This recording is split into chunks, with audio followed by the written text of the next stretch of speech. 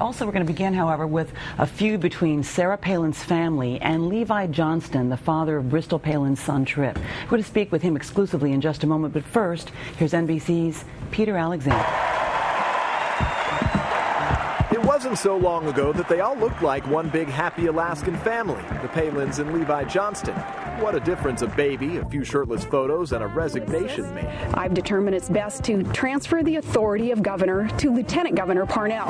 The only in Wasilla back and forth between Sarah Palin and her now former future son-in-law revved up again last week, with Johnston calling his own news conference, covered by the AP, to weigh in on the governor's stunning decision to quit. She had talked about, how nice it'd be to take some of this money people had been offering us and, just run with it, just saying, forget everything else. Johnston said when he lived with his then-fiancée, Bristol Palin, and her family for part of last winter, he heard the governor several times contemplating a better life, where she could accept lucrative offers, travel less, and reduce her stress. Yeah, I think the big deal was the book, and that's millions of dollars right there.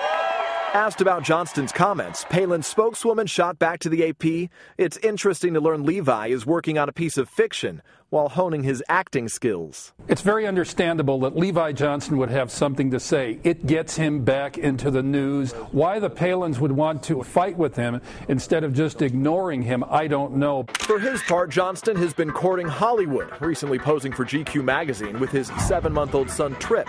He's reportedly shopping a book about the Palins and has apparently been offered a leading role in a movie, as well as a TV docudrama in the works. While Johnston courts his options, Palin is being coy about hers. Last week, taking reporters on a giant photo op to a remote Alaskan fishing village and saying she hasn't ruled out politics. I don't know what the future holds. Can't predict what the next fish run's going to look like, much less what's going to happen in a couple of years. For now, Johnston claims his feud with the Palins has cooled and says he and Alaska's first family get along just fine. For today, Peter Alexander, NBC News, New York. And Levi Johnston is now with us exclusively. Hey, Levi, good morning. Oh, good morning. You are one of the few people who can give us a rare glimpse inside what was going on with Sarah Palin when she went from being a governor to being a presidential candidate to then returning home having lost with John McCain the nomination. And I'm wondering why you are not surprised that she says that when she announced that she would resign as governor. Why weren't you surprised? Well, living there, there's been a few times, even before, she was talking about, it's just stressful. It's a very stressful job, and I can understand that. And then after the campaign and things, we had tons of offers coming in from everybody out there, and just all kinds of ridiculous things. And there's been talk about it'd be nice to just take the money and run, or that's what she said. You're saying. Do like a reality show maybe, or just something easier. Did she actually say that she was thinking about doing a reality show? I was to talk about it, but then us and the kids, that we didn't want to do any of that. Mm-hmm. She was offered a book deal, and she's confirmed that she signed a book deal with HarperCollins, and some of the publishing world are saying that she could be getting as much as $7 million for her book. Does that sound in the ballpark from what your conversations heard? Were there millions of dollars at stake here? Yeah, I've heard anywhere from $7 to $9 million. Yeah, it's up there. So what are you saying? Are you saying that she resigned because there was too much good money on the table for her to stay as governor? Is that what you're saying? Yeah, I'm not saying that's not the only reason. I'm sure there's multiple reasons for what she's got going on, but yeah, that's definitely part of it that she hadn't mentioned. And I know she was coming home stressed out, and that's my take on it. In fact, when she came home from the presidential campaign after the loss, how would you say she was? You say that she changed a little. Well, she just, she wasn't as outgoing, and I just didn't see the spark in her eyes about being a governor anymore. You said that you told one of our producers that she didn't talk to people. She kept to herself. Yeah, like I said, she was just, she became, she's quiet. She'd come home and just hang out in a room, or you could tell if something was wrong. She was sad she lost, and who wouldn't be? But you went so far as to say, I think that the fame got to her head. Do you stand by that? You think the fame got to her head? Yeah, a little bit. I think so. And why do you think that? Just you know, being up there and running for vice president, I mean, it's totally different than governor. I mean, just cameras every day. I mean, she had Secret Service, you name it, and you know, just seeing how she acted after it was all gone, it was just, you know, I just think that she definitely got to her head. Do you think the American public has an accurate view of Sarah Palin?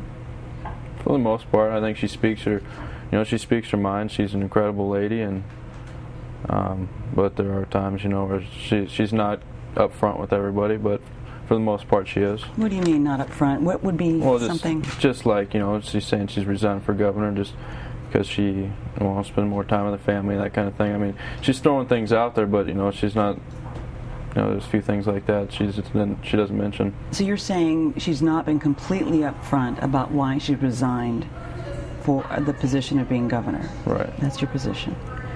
You know, she, you know, a USA Today Gallup poll released last week said that 7 in 10 Republicans would likely vote for her if they ran for president. Would you vote for her? You know, I think if you would asked me that question a while back, I think I would have. But after what she had done now, you know, quitting on Alaska, I don't really think that she had been the governor she should have for Alaska. And I mean, she means a lot to me. You know, I'd do just about anything for her, but I really don't think I would vote for her if she ran for president. Or do you believe she's equipped to be president? Yes and no. I mean, she's very smart, but I just don't think she can handle the stress level as governor. I don't think she can handle it as president or vice president.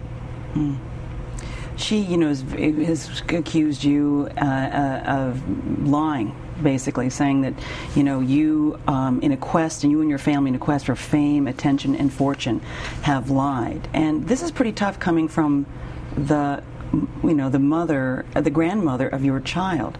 Are you able to maintain a relationship with your son, Trip? How is that going, given this difficulty you're having now with the Palin family? No, it's going great now. I mean, it's a lot better than when we first, you know, when it all started coming out. And I mean, I couldn't see them very often. They weren't liking me over there, but now everything's great now. I mean, pick them up whenever I want. You know, Russell and I are having a pretty good relationship with each other, and just, you know, I haven't seen Sarah in a couple months, but Todd and I have spoke a few times, and it's just working itself out. Now, you're just 19 years old, and to be in this kind of public feud still, this little war of words, whatever you want to call it, with the governor of Alaska, someone as famous as she is. I mean, are you at all intimidated by that?